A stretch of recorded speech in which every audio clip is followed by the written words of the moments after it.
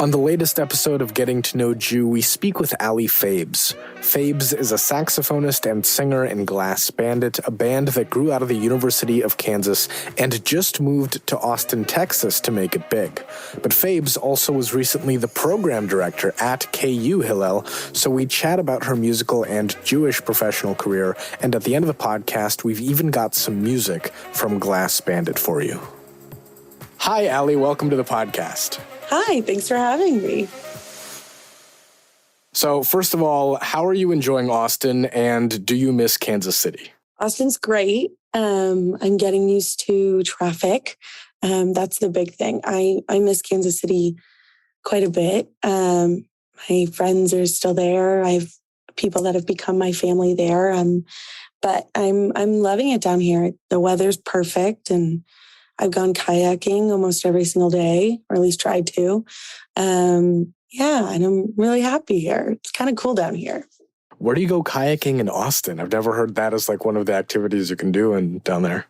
Yeah, so there's a place called, it has a couple names. It's the Colorado River, or some people call it Town Lake or Ladybird Lake.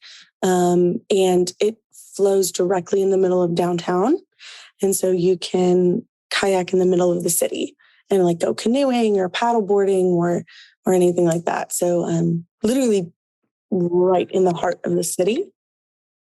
So before asking you about Glass Bandit and the move to Austin, I wanted to backtrack a little to your previous job at KU Hillel, where you started working as an engagement associate and then moved up to program director all during the pandemic, past couple of years. And that's on top of having gone to KU as an undergrad, though you're originally from New York City. What made you choose Hillel as your career path? How'd you sort of end up as a Jewish professional? And even right now in Austin, you said you're working at a synagogue. Like, why is this the path you chose? Yeah, so when I had gotten out of college, Glass Bandit was still doing their thing, and I wanted, to do music full time. And then the pandemic hit. And I was working part-time at Beth Shalom in Overland Park, working at the preschool.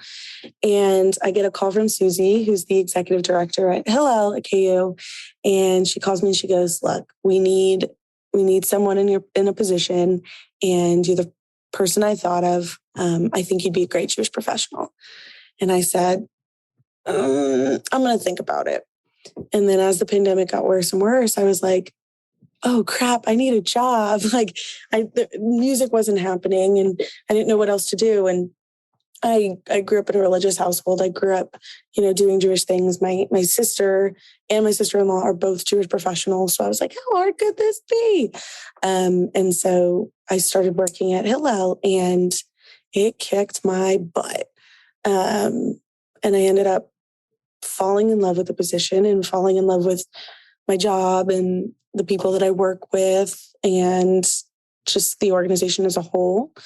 And so I wanted to continue that on my track to Austin. And it fills kind of both of my two main purposes in life, which are Judaism and music. So it was awesome. I loved Hillel.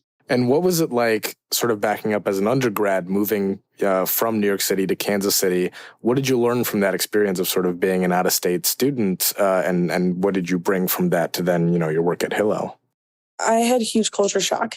The idea that there was just like a town where the college was built around, like my brother went to Mizzou and my sister went to OU in Oklahoma, but I never experienced those things. And it's a small town vibes, but it was kind of nice that everyone knew my name and knew who I was. And I could walk into a grocery store and run into somebody or go to Hillel and be where I'm comfortable because I knew a lot of people there. And that was something that I wanted to kind of emphasize to students coming out of state to KU who didn't know anyone, who didn't feel like they had a family there, was comfortable just yet, and kind of teach them ways that helped me as a student and helped me get acclimated to KU. I mean, KU is full of traditions, and it's very adamant on keeping tradition. And so just kind of guiding out-of-state students to kind of learn those without feeling like they're out of place.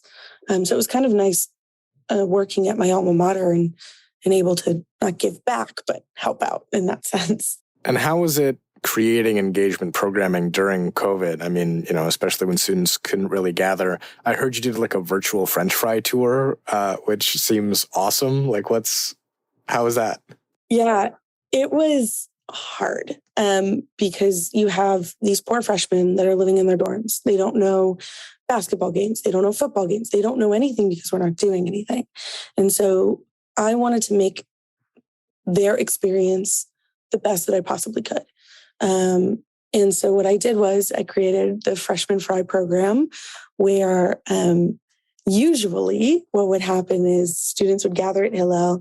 I would have trays of different local French fry places or places that had French fries. And we would test all of them, rate them, which ones we liked the most, which ones we liked the best, and kind of just have our freshmen all together and get acclimated with each other and be a group.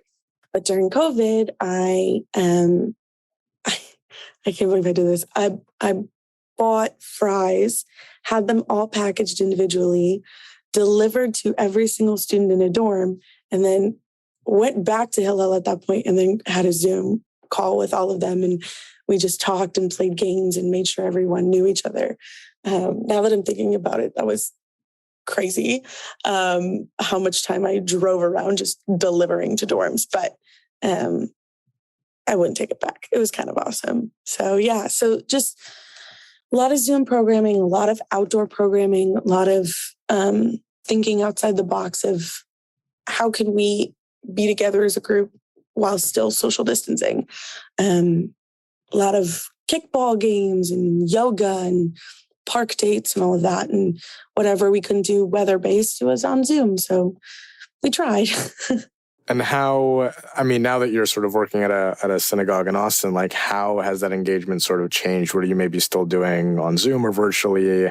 What are you sort of bringing from that experience to your more in-person engagement now? Like, what does that look like for you? Yeah, so I'm in a totally different role here. So I am doing marketing and communications. So all of the things that I did at Hillel, like programming and creating the event and running and buying supplies and doing all of that, I am now the one that is spreading the word about it. So I am putting it on social media. I'm putting it on the website. I'm doing newsletters and high holiday programming and all of that. And it's kind of nice to be in sort of a synagogue environment where a young voice like mine can be heard. Usually, often, synagogues tend to have an older staff. And I think I'm the only one, or close to the only one in my 20s on staff here. And so getting to involve the younger community and being able to say, well, I did this event at Hillel, we can recreate it here for the adults or to bring young people in or for younger families or that kind of thing. That's been something that I think is a skill that I've been bringing to the synagogue. And so now let's get to the big question. Tell us about how you got involved in Glass Bandit, the first family of hard funk, as y'all call yourselves. What made you want to take the leap to Austin to work on music full time? Glass Bandit started, oh my God, almost 6 years ago at this point. My two friends, so myself, my trumpet player, David, and my drummer, Donovan, I went to them and I said, do you guys just want to play in a band for money? Just like a cover band, something. And they were like, yeah. I had noticed that the music school is wonderful. We were all music students. Music school is wonderful. But there was a lack of participation outside of the music school as far as music was going. I mean, the jazz program had their jazz combos, but as a classical student, I wasn't playing much outside of school sanctioned events. And I wanted to get that experience. And so we gathered a whole bunch of people, Ben and Josh came later. Josh came about a year later, but it was Ben. We had a keyboardist named Ishan, and then it was me, David, Donovan, and I want to say that was it, but I could be wrong. And we started playing on the rooftop of the Oriat Hotel, which is a hotel on KU's campus. And we just started playing covers, 3 hours, 4 hours, as long as it took us.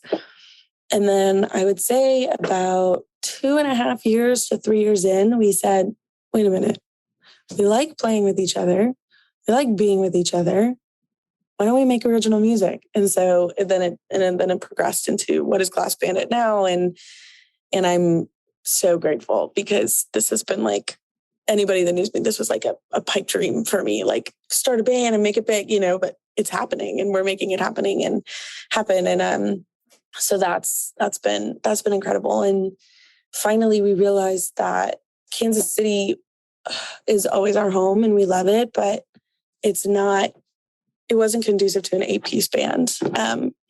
We played Boulevardia. We had played all of the major venues. We'd continued to exhaust kind of our limits being an 8-piece band for a town that really couldn't handle the size of our group. And so we looked at bigger cities to go to, ones that would be easier for us to kind of make a living doing music. And we narrowed it down to a bunch of places and chose Austin. And I mean, Austin's incredible. There's music here 7 nights a week, all day, all night long, every place you can think of. I mean, we're going to shows and listening to people all night, and it's incredible. So yeah, so we're hoping to kind of make a name for ourselves down here. How does it feel now that you're in Austin and like the future outlook for the band? Like what's coming next? What's on the horizon? What does that look like?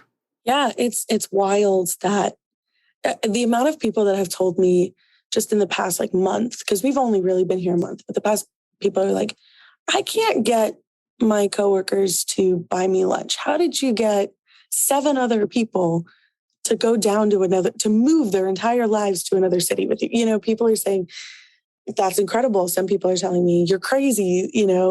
I've been getting both, but hopefully, and I say hopefully within the next month or so, we're going to start kicking again and playing a residency somewhere. And the big goal for this year is South by Southwest. So that's kind of on the horizon. And then hopefully a tour coming up in the spring or summer of next year. And hopefully we get to be with some of our friends and come back up to Kansas City and really, really, go for this thing. So hopefully. And where can people find Glass Bandit's music? Oh, we are everywhere. We are on glassbanditmusic.com. You can find us on any social media, especially TikTok. We love making those videos.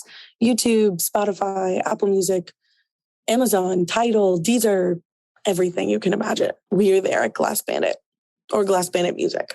And the last question I have for you, even though you're in Austin now, what's your favorite part of the Kansas City Jewish community? I've never met a community so close and so warm and welcoming as a whole, like as a city. So, I was working in Hillel, but we knew everybody from all the different synagogues. I was working at Beth Shalom, and all the other synagogues knew each other and were eager to work together and love each other. And I love living in the South. I'm having a good time here, but there's nothing like the Midwest, like nice and warm and welcome community. I mean, it's wild, and it's really easy to be involved, and it's really easy to stay involved because people genuinely want you there and they want you to be happy there. And so it's incredible to me that, how they function being so nice, being from New York. It's incredible.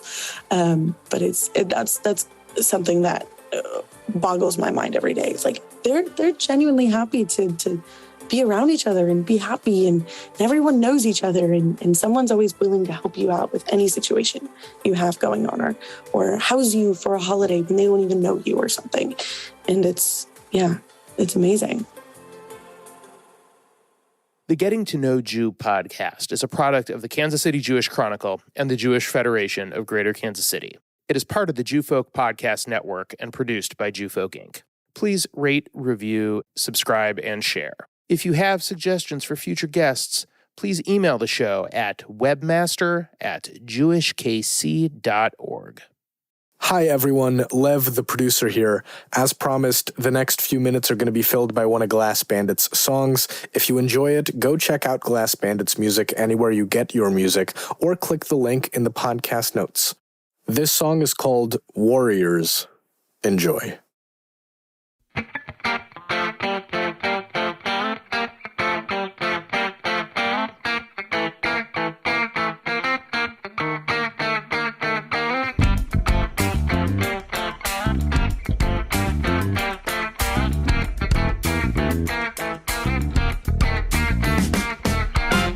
Here come the warriors, weary from all the hurt they've been through. They did it all for me and you. A heart of a giving tree, giving it all the way to guarantee. You're the help that's on the way now.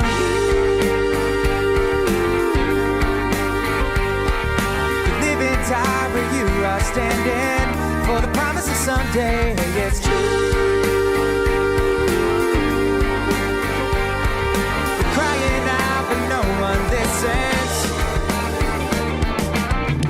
So if you wanna throw down, put your feet on the ground, and while you're there, take a look around.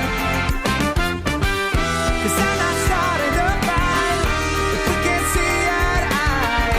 Give me peace of mind tonight, 'cause I want to be better.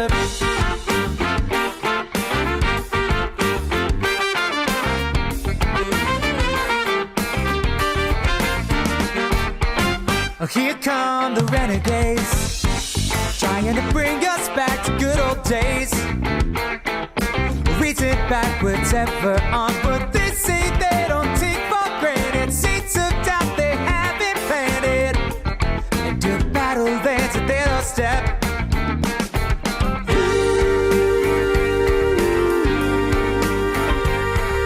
You never wanna fight the good fight, but to love in the bad one, say it's true.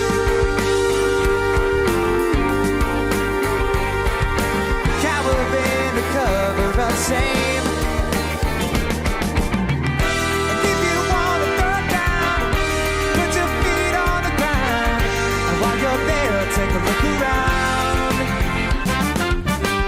'Cause I'm not starting a fight if we can see eye to eye. Give me peace of mind tonight, 'cause I want to be better.